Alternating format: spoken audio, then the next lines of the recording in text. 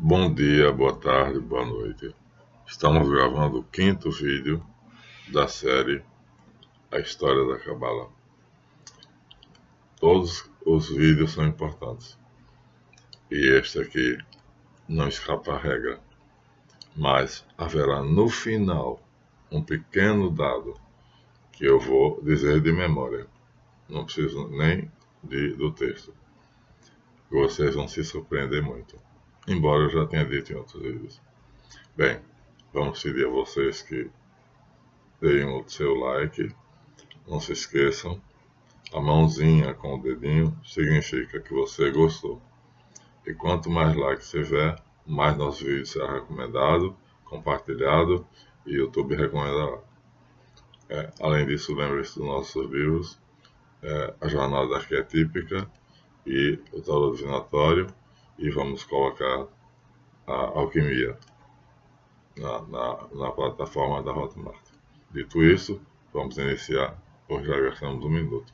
Vamos ao texto? Vamos. Cabala Tradicional, parte 5. Foi na Babilônia que os rabinos organizaram a Bíblia, sob o comando de Esdras, o escriba, o canalha, né? Tanto o Gênesis 1, que chamamos de Poema da Criação, quanto o Gênesis 2,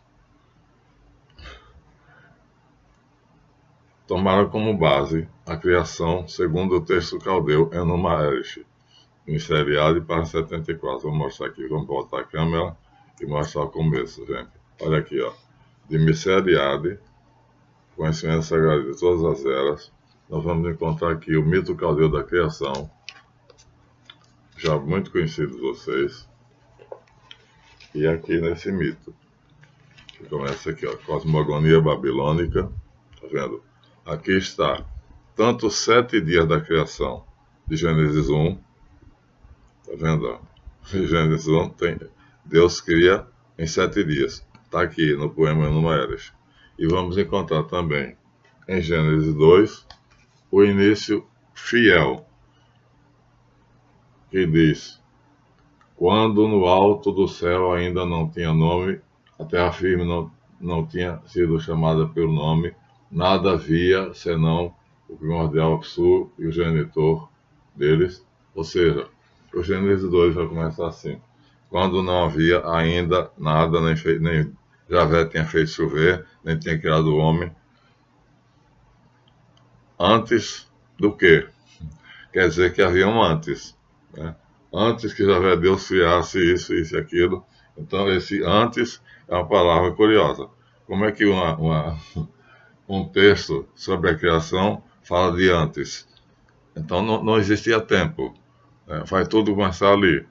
E ele diz, feito o idiota do Stephen Hawking, né, que antes que houvesse isso, então, logo há um antes, há um tempo já, que São Tomás chama de Evo, né, copiando exatamente que o Enuma Elish diz, portanto, que antes da Suméria já havia Lemúria. Então, antes que os sumérios criassem, conforme está ali no Enuma Elish, então já havia outros textos, né, que vão aparecer ao longo do livro. Então, aqui nós teremos à frente, né, o banquete dos deuses, quando Marduk vence Tiamat. Aqui nós estamos na página 77.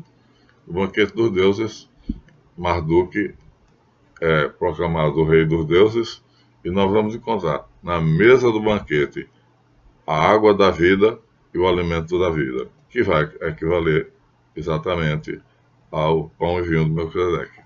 Ou seja, está tudo aqui. A Bíblia começa na Suméria, não só começa na Suméria.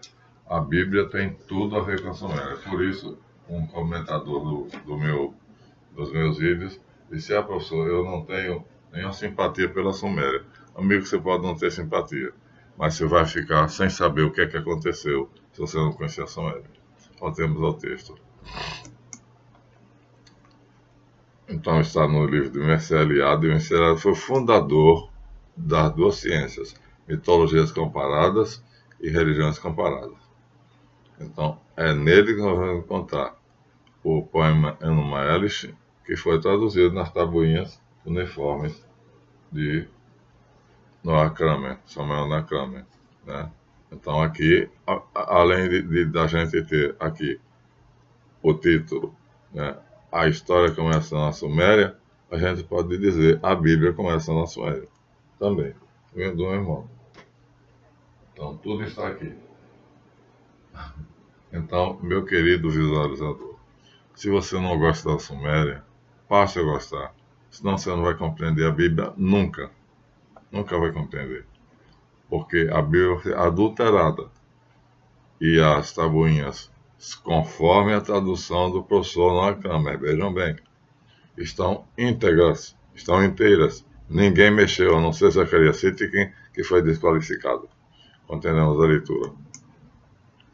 Então, assim, hoje nós percebemos que as narrativas não são um plágio, mas são uma adaptação muito fiel, pois o mito do paraíso sumério existe na Bíblia, só que são muito diferentes do paraíso bíblico.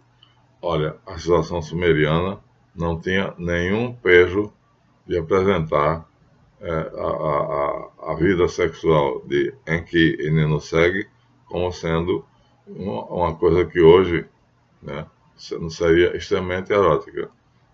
Nós vamos ver aqui na Enciclopédia Larousse, na página 185, o que poderia ser 185, o que poderia ter sido, né, uma página do paraíso sumério, em que o pai dos deuses na terra, dos Igigi, nesse quadro aqui, vamos voltar para a câmera, ele é casado com Ninuseg, Anu dá a Ninuseg o paraíso, portanto, já temos uma diferença. Ó. No paraíso bíblico, Adão é superior a Eva. No paraíso sumério, não. Ninuseg, a mulher, é dona do paraíso. E Enki é casado com ela e faz uma porção de besteira. Entre outras coisas, é assim, ó. Cada filha que eles têm, ele tem relações sexuais com ela. Cada neta que eles têm, ele tem relações sexuais com ela. Ela só vai, e ela não está nem aí. Ela só vai sangrar quando ele engravidar uma que se chama Nintu, Ninliu. Ninliu, então, vai engravidar. E vai sair dela uma deusa que é chamada Senhora da Costela. Aí vem a história da costela com que Adão, com que Javé criou Adão e Eva. Então era isso aqui, né? Isso aqui era comum. Dentro do país sumério, isso aqui, esses fatos aqui, a sexualidade, era uma coisa comum, normal. Na Bíblia hebraica, isso aqui era um tremendo tabu. Né? Então, a história de que Adão e Eva tiveram filhos e filhos, só nos é permitida conceber isso depois da saída do paraíso. Porque no paraíso não. Enquanto que no paraíso sumério, Enki e Ninuseg, que são marido e mulher, tem uma renca de filhos e filhas, todos eles deuses, mas Enlil, ó, beleza. É filha, é neta e bisneta, ele vai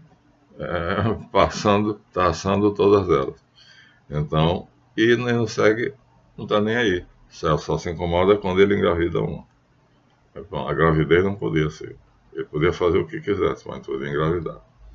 Então, para nós, isso aí mostra que a mentalidade sumeriana era muito liberal em questão de sexo. E a mentalidade bíblica é um tabu. O sexo vai ser o maior tabu. Já mostramos isso no vídeo anterior, e tem homem abaixando de um poste, e esse poste tem a forma de um órgão que vocês conhecem muito bem, né? E também vai ser motivo do pacto de Abraão, a circuncisão. Continuemos. Então, o erotismo no paraíso sumério é a coisa mais comum. E se diz lá com todas as letras, viu, minha gente? Eu não posso dizer aqui, porque eu risco do vídeo ser censurado.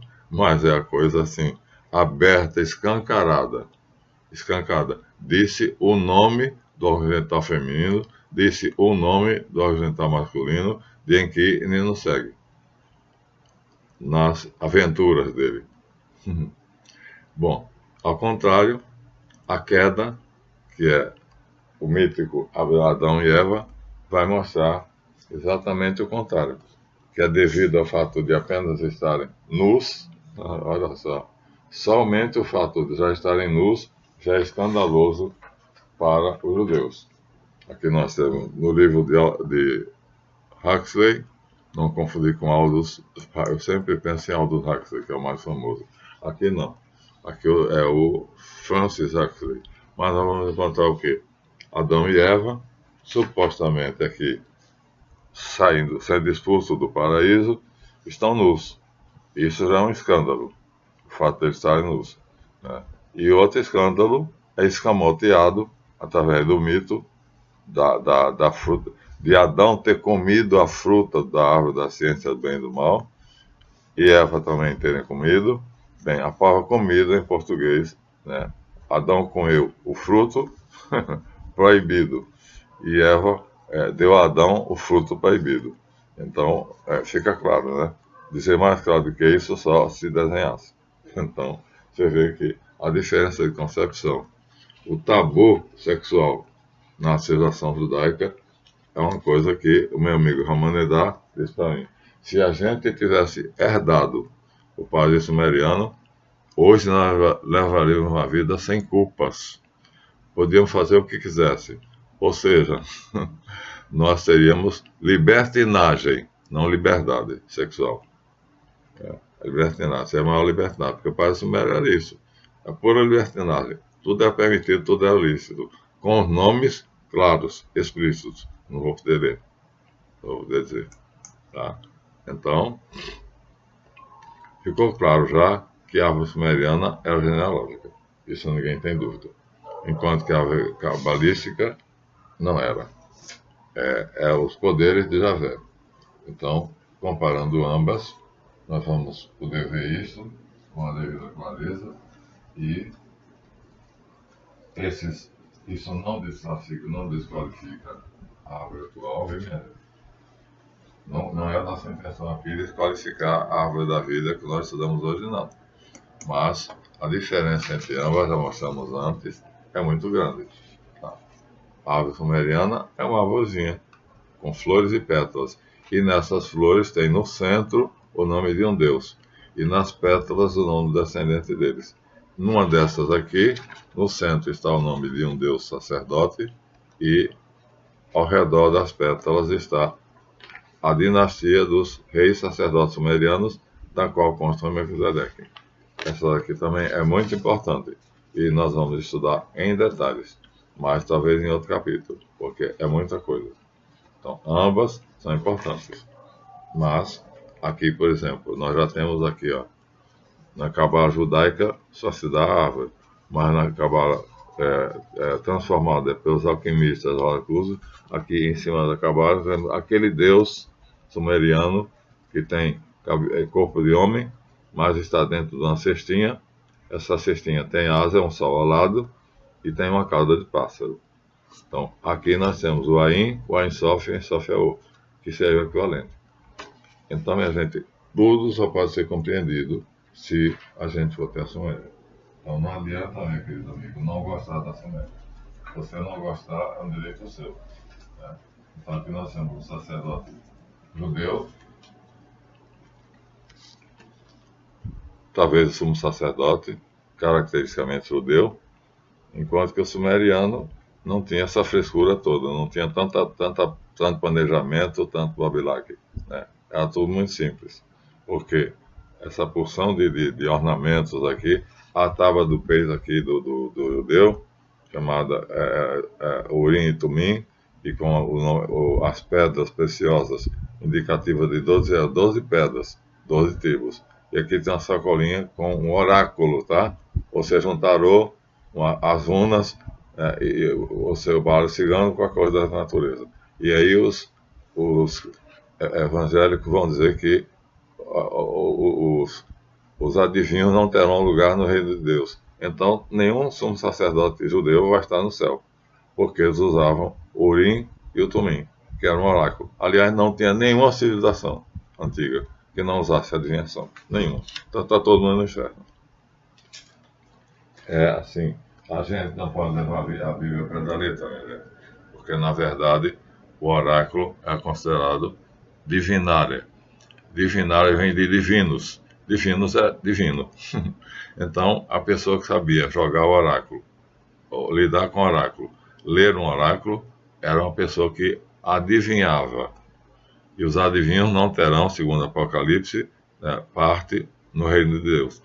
No entanto, toda a civilização, os sumos sacerdotes são adivinhos. Todas.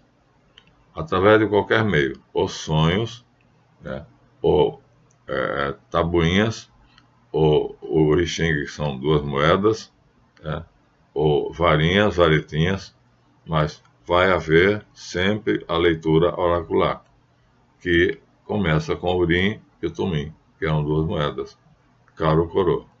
O próprio Pedro usa. Quando Judas se mata, ele pergunta a Deus qual é que ele escolheu, apresentam 2 candidatos, e ele joga uma moedinha para cima, caro coroa. Um escolhe casa, outro escolhe coroa, e ele pega uma moeda, joga para cima e dá o que alguém escolheu, né? Que é o apóstolo que nunca fez nada. A gente nem se preocupa com o nome dele, né? Matias, chamado Barsabás, escolheu coroa e dá coroa. E ele é agregado aos apóstolos através de uma caro coroa, uma coisa mais comum entre as pessoas. Você escolhe casa, você escolhe coroa. Isso é um oráculo. Simples, mas é um oráculo. Então, a gente tem que entender a Bíblia. Não pode ser assim, ao pé da letra, não, viu? Bom, de qualquer maneira já ficou claro o seguinte, né? É através do historiador fenício Sancuniaton, que ele lê as tabuinhas sumérias como eu leio hoje português, francês ou inglês. Então, é uma língua diferente dele, é fenício. Acontece que ele leu o cuneiforme, apresentado aqui por Kramer, que é a língua dos pés de galinha. E nós vemos aqui, pois esse Sancuniaton, historiador fenício, tinha uma tremenda facilidade em relação a esse alfabeto, esses pés de galinha. E ele vai dar a lista dos reis sumérios, que vão ser descobertos, segundo o professor, o Dr. Uley e o Sir Charles Marston, com toda objetividade. Vamos comprovar que, através das escritas cuneiformes, nós temos provas da lista dos reis sumérios, porque é encontrado um terreno onde vários reis sumérios estão enterrados, os antecedentes de Melquisedeque. E junto deles, por incrível que pareça, envenenados, estão os cantores, as mulheres, os cavalos e tudo que eles gostavam.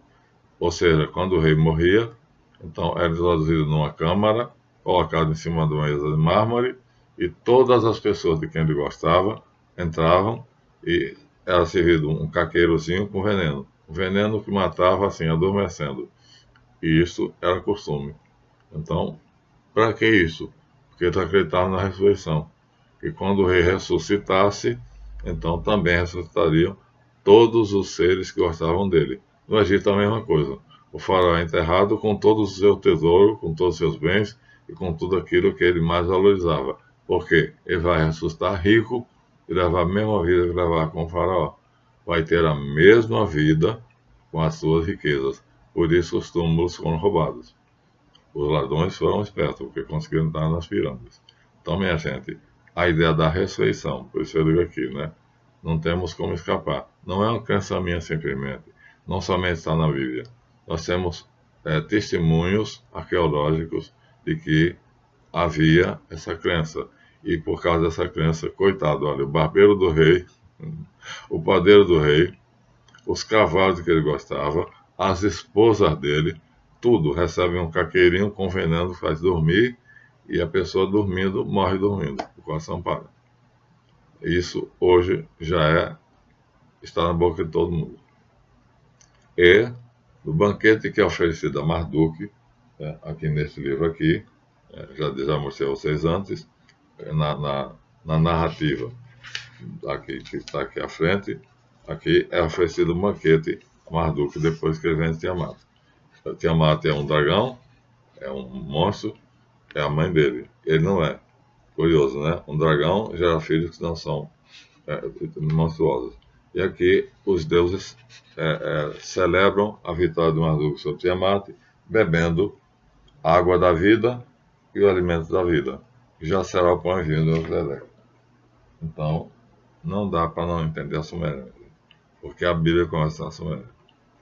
E nós vamos ver isso aí. A primeira vez onde aparece isso é na luta de Istar, chamada na Suméria Inanna, com Ereshkigal, que é a rainha dos infernos. Ereshkigal é desafiada por Istar, aceita o desafio.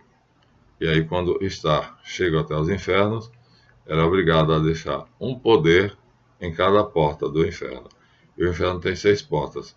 Quando ela chega diante de Ereshkigal, ela está completamente sem poder. Não tem mais nenhum poder. Ereshkigal mata ela impiedosamente, pendura num gancho, como se fosse aqueles pedaços a metade de um boi. Ela foi pendurada lá, e aí Anu manda que 2 androides vão até lá, forçam a boca dela, abrem, e com um tipo de saco, que eles um odre. Então obrigam ela a beber a água da vida e a comer o alimento da vida. E ela ressuscita. É o primeiro episódio da ressurreição. Samuel na câmera dá isso aqui com toda a sua riqueza. É o primeiro episódio onde você vai ver a ressurreição. Vamos voltar à câmera, porque vale a pena. Então, a crença na ressurreição, minha gente, é uma coisa antiquíssima. Olha aqui, ó. Tá vendo? Falando do inferno, que é a luta de Ereshkigal, que é a deusa dos infernos, com Istar. Então, Istar morre e Anu manda 2 androides para ressuscitá-la. Com o quê? Com o pão da vida e com a água da vida, que é o pão e o vinho do Melquisedeque. A tradição, minha gente, católica vai até 9.000 anos atrás. E aí, você não dá valor a isso, é você não querer saber a verdade. É um direito que você tem. Se negar, é um direito que você tem. Agora, você vai ficar ignorando, né, uma coisa que é importantíssima. Então, são 2 itens que até hoje na missa católica é usada: o cálice e o vinho, e a patena com o pão, né, ao ser consagrado. Agora, o fato é, a pergunta que surge: esses ingredientes Jesus vai utilizar na última ceia? Já foram utilizados por Melquisedeque. Melquisedeque já na Rei de Salém, né? Então aqui nós temos uma ilustração do livro Cabala. Aqui nós temos uma ilustração que mostra Melquisedeque, Rei de Salém, encontrando com Abraão. Então vamos voltar à câmera. E aí, nesse encontro, que hoje está comprovado, nós vamos mostrar a vocês. Então, aqui está uma figura, e nessa figura está, tá vendo? Aqui seria Melquisedeque, que está aqui, e aqui está Abraão. Abraão está filho saudável, está com a cota de malha, e seus 8 generais estão do lado dele. Aqui estão os cabritos e tem mais coisas que Abraão toma dos reis que ele venceu, né, os 5 reis, mas não é dos reis. Ele toma do exército, do final do exército, que vem no final, na rabada lá, porque o grosso do exército ia à frente, e deixa os prisioneiros com os pés amarrados, e ele vem devagar. Abraão sabe que seu sobrinho lá está preso, então ele vai e salva o sobrinho, no Vale do Sidim. E aí, vamos ver isso do Dr. Charles Mason, e aí Melquisedeque sabe que Abraão está vindo, porque ele é profeta, rei, sacerdote e profeta, qualidade que nos dá o batismo, e aí Melquisedeque, rei de Salém, vai e oferece uma oblação de pão e vinho. Aqui está, aqui só mostra o pão, uma cestinha de pão, mas tem também um cálice com vinho. Aí já fala de pão e vinho, nesse encontro aqui, que hoje é indiscutível, porque Dr. C. Charles Mason, Sir vai mostrar exatamente o que nós tivemos tempo ainda mostraremos hoje. E isso aí nós temos exatamente por escrito nas tabuinhas cuneiformes. Vamos tentar mostrar a vocês? Vamos. Mas está cedo, espera um pouquinho. Temos alguma coisa antes. É seu tempo. Então, agora, o que nos intriga é o seguinte. Tá? Jesus vai então celebrar na Quinta-feira Santa a Santa Ceia com pão e vinho, que foi o que foi feito por Inanna, pelos dois androides, 9.000 anos atrás, ou 7.000 anos atrás, porque vai ver o sumeriano é Inanna, e em caldeu já bem mais perto de nós. A civilização caldaica começa no ano 2326, enquanto que a Suméria começa de 9 a 7 mil anos atrás. Nós vamos ter a mesma coisa, mesmo episódio, e o mesmo fato de que há sempre celebração no culto superior de uma oblação. O holocausto não existe. Na ordem de Melquisedeque não se mata nem animais, é apenas o pão e o vinho, que na Suméria é o pão e água. Bom, como Jesus sabia disso, né? Isso é uma questão de fé. Agora, ele sabia tudo. Mas, retomando a linha histórica, Bernard Scarpa, novamente, no seu livrinho já muito conhecido, não vai ter vergonha nenhuma de dizer que os homens da grande sinagoga reescreveram a Bíblia hebraica. Vou mostrar para vocês. Gente, é uma vergonha. Como esse homem não tem vergonha de dizer que os homens da grande sinagoga, está aqui, ó, todo riscado. Vou ler para vocês, tá? Vou voltar para a câmera e vou dizer para vocês. Vou ler. Tá aqui, ó. Meus livros são tudo assim, tudo bagunçado. Ele vai dizer aqui, ó.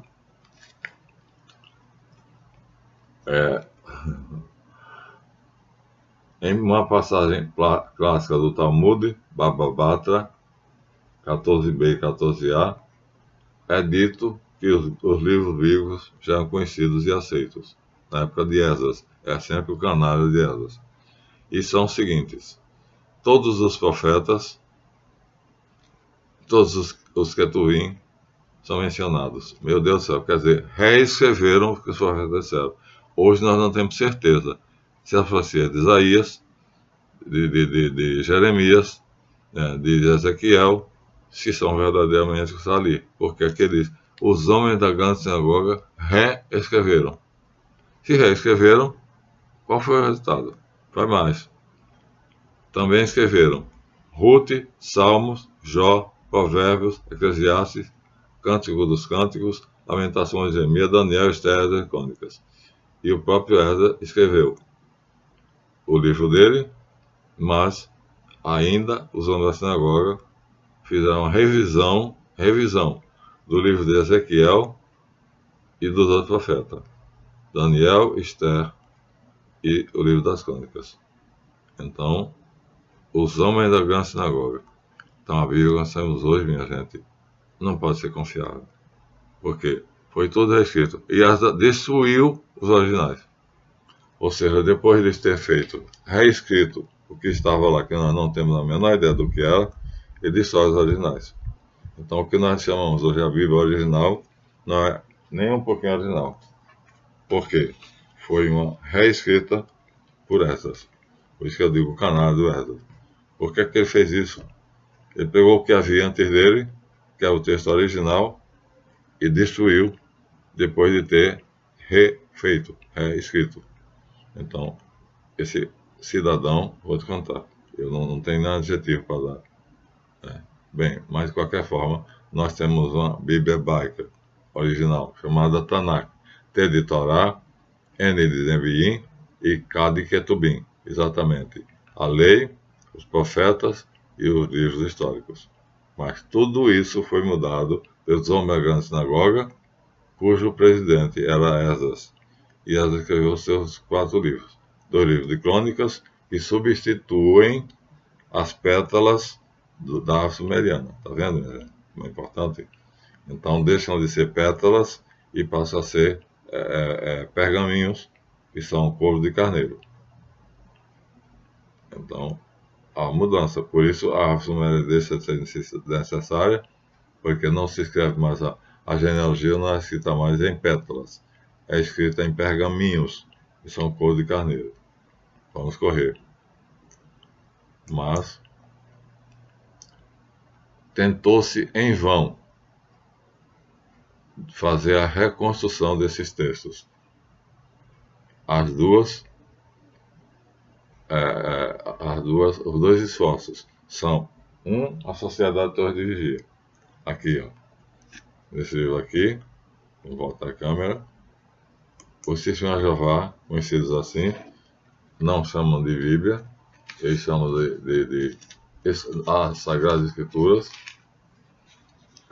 Não tem em conta a Bíblia, está aqui as Sagradas Escrituras. E em inglês, aqui do lado de cá, está o nome da organização. O nome como organização: Watchtower Bible. Está aqui, ó. Watchtower Bible, Sociedade Torre de Vigia. É ela o órgão mantenedor do Testemunho de Jeová. E a Bíblia não tem nome Bíblia, é as Sagradas Escrituras. Então aqui eles fazem um esforço enorme. E nesse esforço, no final do livro, eles vão dar aquilo que tem estranhamente, né, um sabor de falsidade. Está aqui, ó, chamado no apêndice. Então, no final do livro da Bíblia, Testemunho de Jeová, eles colocam um apêndice mostrando passagens que vão muitas. Aqui nós temos, inicialmente, aqui o Gênesis, depois nós temos aqui ainda o Gênesis, né, a questão dos animais casarem com Adão, ele comenta aqui, e aí, ó, é bastante coisa, onde eles vão perceber que foram adulteradas, sem dúvida nenhuma foram adulteradas. Então, o esforço foi grande, mas não se chegou a nada. Não se conseguiu chegar aos originais. Outra pessoa que vai fazer um esforço para isso é o nosso queridíssimo, são dois judeus, David Bloom Harold Bloom e David Rosenberg. Vão tentar rescaldar. Bom, eles vão fazer a sua tradução do original, do Gênesis original. Vão fazer. Então vão oferecer a gente, né, a tradução que eles fizeram do original hebraico. Mas dizer original hebraico aqui é brincadeira. Nós sabemos que isso aqui, né, ó, antes que uma planta do campo existisse na terra, antes que batasse um grão do campo, esse antes quer dizer que havia um tempo. Antes que Javé agisse, então já havia a obra de Yeshua antes da sua encarnação, que é Reshit, ou o Logos. Então Javé é precedido, por isso tem antes. Antes de Javé já existia Reshit, com o nome em hebraico de Reshit, e o nome em grego de Logos. Precede a criação. Então a criação Gênesis 1, que é feita pelo Logos, ou por Reshit, ou por Arque, mesma coisa. Então a criação de Javé, que está aqui, então é um esforço de Harold Bloom para refazer os erros. Mas ele diz, não é possível. Não conseguimos, de modo nenhum, restaurar os originais. Não há como. E aqui ele faz umas brincadeiras. Por exemplo, não sei se é onde eu vou ler aqui agora, mas ele diz,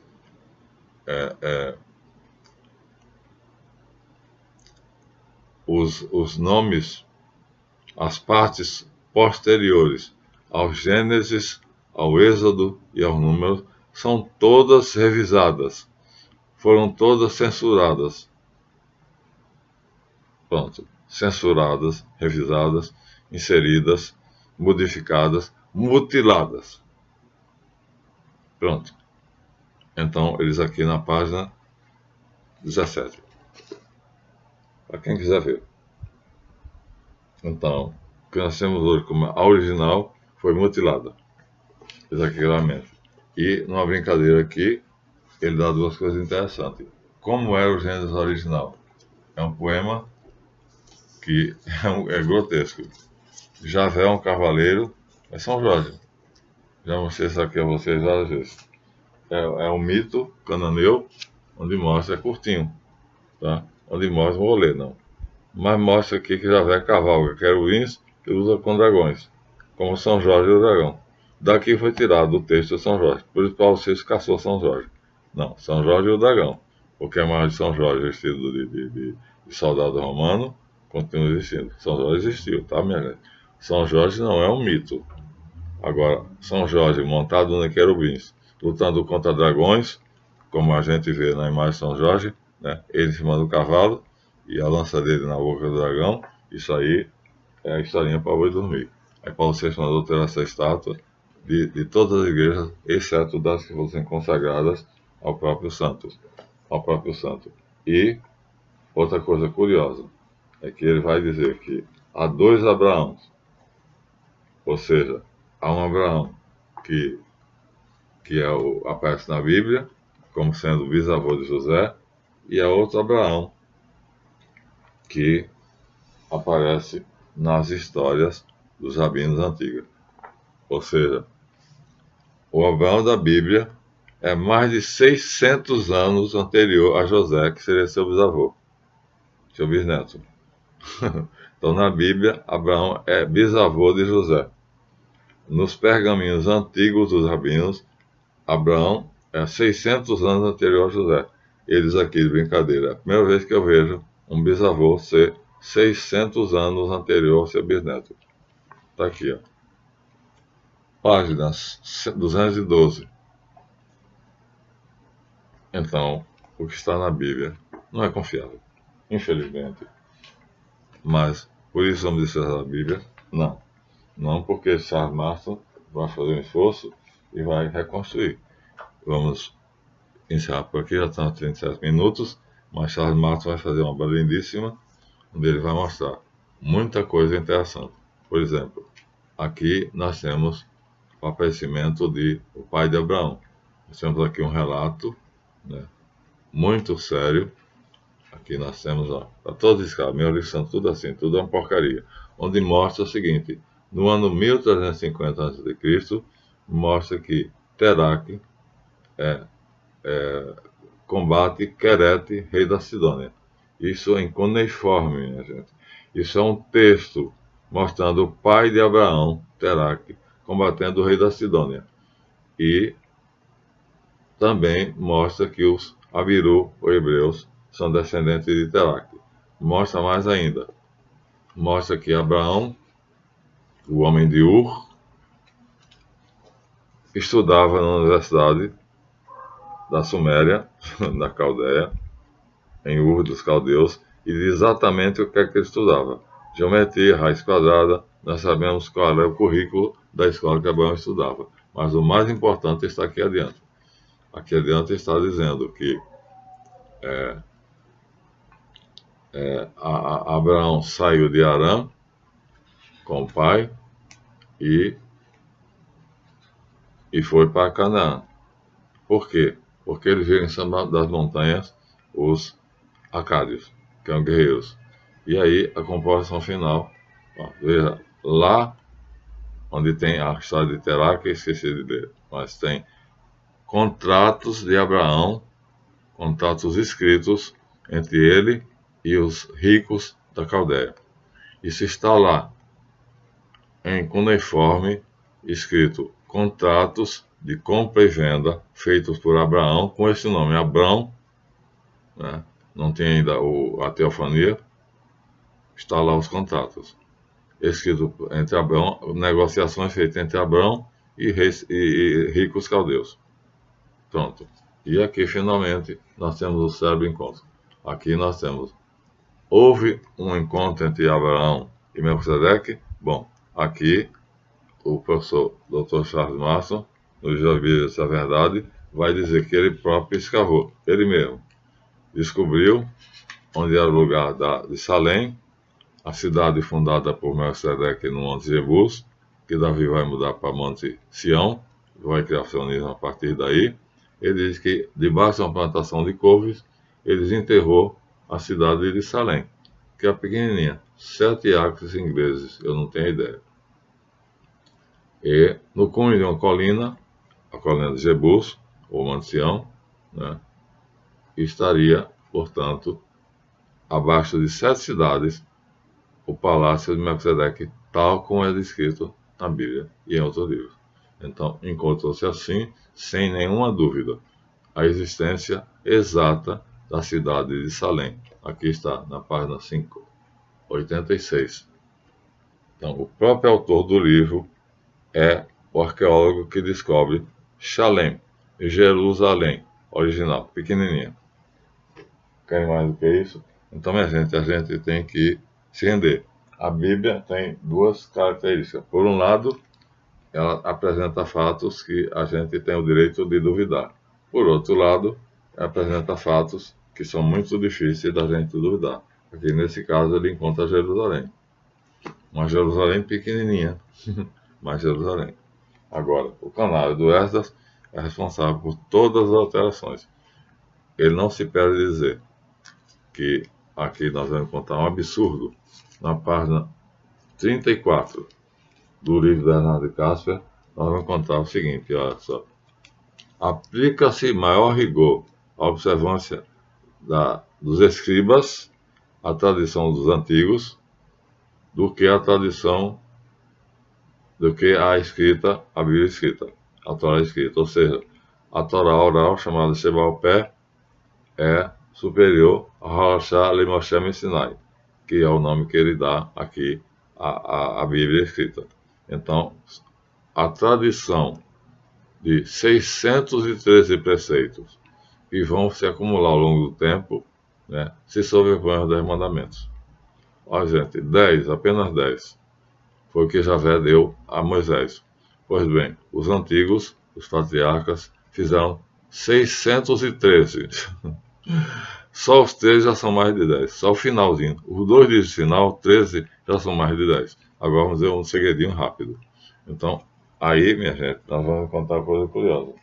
É o seguinte, o batismo de Jesus é escamoteado. A Igreja Católica não vai dizer nunca o segredo. Por que que João batizou Jesus? Por que que Jesus disse que não havia entre os homens nenhum maior do que João Batista? Porque João Batista é quem vai fazer a sagração de Jesus. Jesus, da tribo de Judá, não podia ser sacerdote. Então, por quê? Tem que ser da tribo de Levi. Mas João pertencia a ambas. Ele era da tribo de Levi, porque é filho de Joaquim, desculpa, de Joaquim não, é de, como é o nome do pai João Batista, esqueci agora, né? Mas são, Joaquim é pai de Nossa Senhora, mas o pai João Batista é o sacerdote, bom, deixa para lá, mas ele era sendo levita, então João Batista era levita, mas João Batista entra na Sagrada Ordem de Melquisedeque e se torna um Rabi Sadeque, ou seja, um Rabi da Ordem Sagrada de Melquisedeque. Vai acontecer a profecia do Salmo 110 que diz: o Senhor jurou e não se arrependerá, será sacerdote para sempre, segundo a Ordem de Melquisedeque. Está aí o porquê do batismo de Jesus, ser introduzido na Ordem de Melquisedeque e assim ser oficialmente sacerdote da ordem mais antiga sacerdotal existente. Mais antiga. Não há nenhuma ordem sacerdotal mais antiga do que a ordem de Melquisedeque. É nessa ordem que Jesus vai ser inserido como sacerdote. Sem isso, ele não poderia ser sentado na mesa dos apóstolos para presidir a Páscoa. Sem isso, ele não poderia ser crucificado, ser a vítima, ser o sacerdote e a cruz ser o altar. Sem isso, ele não poderia se tornar, depois da ressurreição, o sumo sacerdote de nós cristãos, que nós acreditamos. Então, veja, isso tudo está escamoteado no batismo de João Batista, dizendo que apenas Jesus foi batizado. Mas João se negou.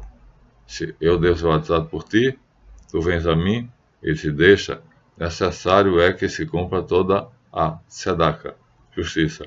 Gente, é só ver que em hebraico, tzedaka, em jebuseu é tzadek. Então, Tzadeque é exatamente o fundador da ordem de Melquisedeque, Maleque Tzadeque.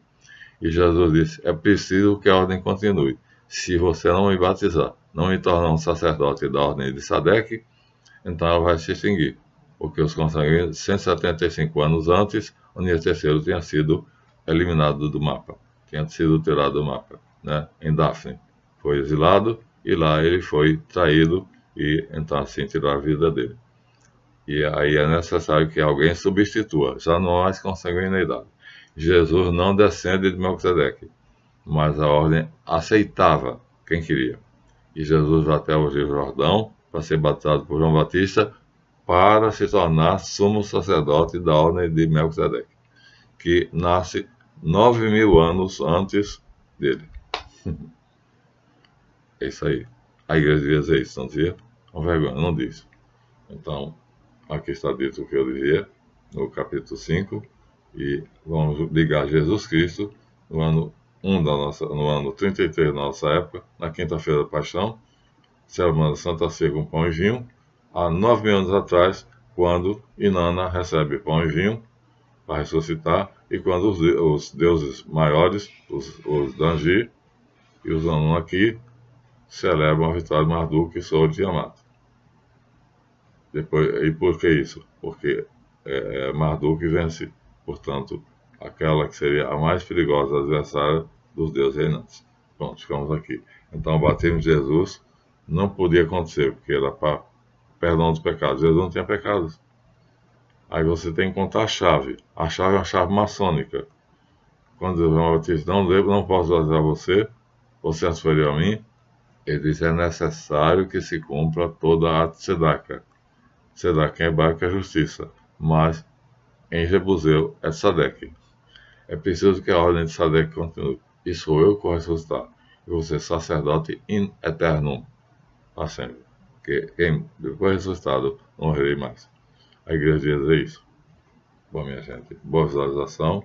Já chegamos aos 42 minutos, 47 minutos. Não vamos chegar aos 50.